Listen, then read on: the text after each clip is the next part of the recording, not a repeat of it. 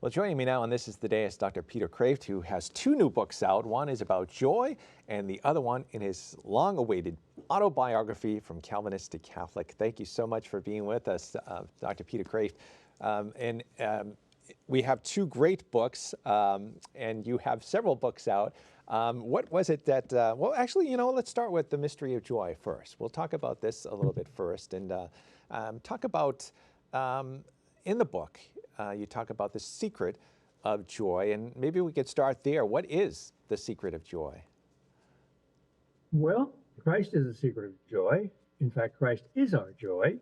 So the great secret is that joy is not simply a feeling. Even if you don't feel joy, you have it if you have Christ. It's like the Eucharist. It's really present, even though it's not seen or felt most of the time. And how would you, I guess, define joy? Well, if it's a mystery, it can't really be defined, but it can be pointed to. I think joy is to happiness what happiness is to pleasure, a deeper level. Happiness is more interior than pleasure. Joy is more interior than happiness. And happiness can become boring, too comfortable. Joy is always a surprise. It's always new. It transcends the law of time. It doesn't bore us. Can you, and you kind of alluded to this, but I know some people might think that joy exists on its own, but can it exist without God? No more than love can. God is love doesn't mean the same thing as love is God.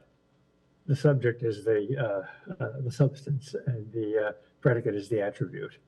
So one of the qualities of God's life is joy. Another is truth. Another is mercy. They are not separate gods, as in paganism.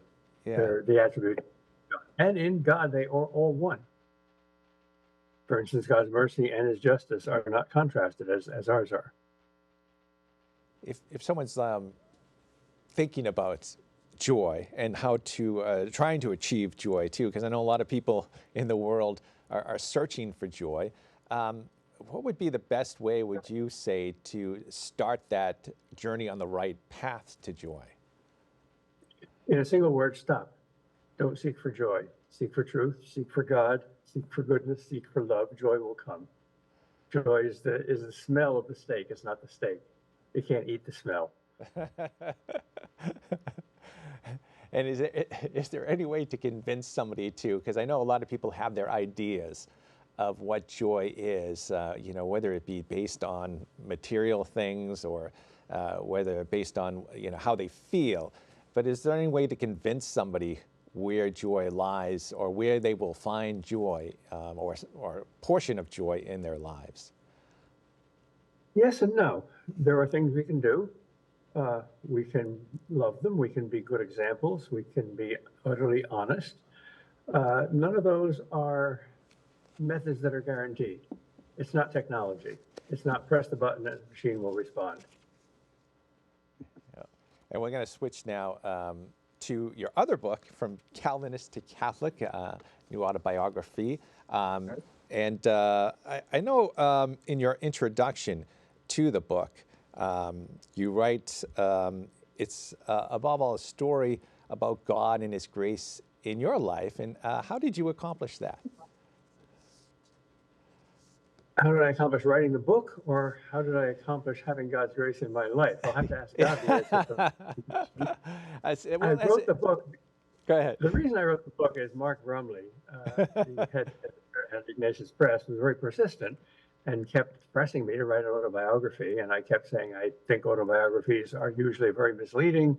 They're like diaries. They're wastes of time. I don't want the world to know about me. I want them to know about God and his grace. He said, fine, then write a book about that. C.S. Lewis did it. It's called Surprised by Joy. So he convinced me, so I wrote it.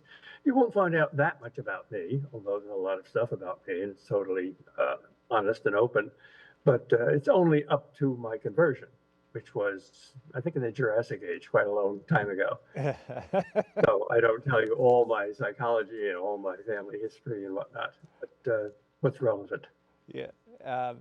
And maybe if you could just touch on some of the things that led to your conversion story and some of these events that happened in your life that led you there?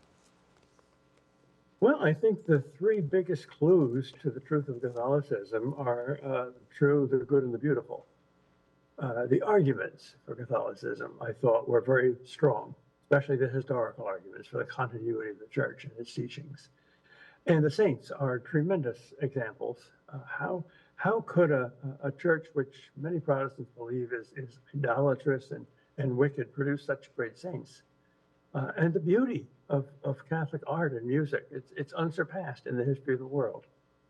The very first Catholic thought I ever had, I was about 8 years old, and we were touring New York City, lived in New Jersey, and my father, who's an elder in the church, took us to St. Patrick's, and I was just stunned with the beauty. It was nothing like that in my experience. I said to him, why, if Catholics are so wrong, are their churches so beautiful? And he said, I don't know, it doesn't matter. And I said, matters to me. So that was my first Catholic thought. I didn't follow up on it seriously, but it was planted in my mind. You can't argue with beauty, and you can't argue with goodness. Yeah, yeah. Well, I got one more question before we end to a lot of people write autobiographies, and one of the big questions is, what did you discover something about yourself as you were writing and looking back on your life? No, that's a good question. I think nobody ever asked me that one before. Of course, the answer is yes, but I don't know what it was, because most self-discoveries are in the unconscious. They bubble up from below. It's not that suddenly I said, good grief, that argument is valid, I must become a Catholic. It's not that simple. Well, these are great books. So From Calvinist to Catholic is the book about Dr. Peter Kreeft's autobiography, and of course The Mystery of Joy as well. And Ignatius.com is the place to go. Thank you so much for being with us, Peter. You're very welcome. Glad to be here. God bless your work.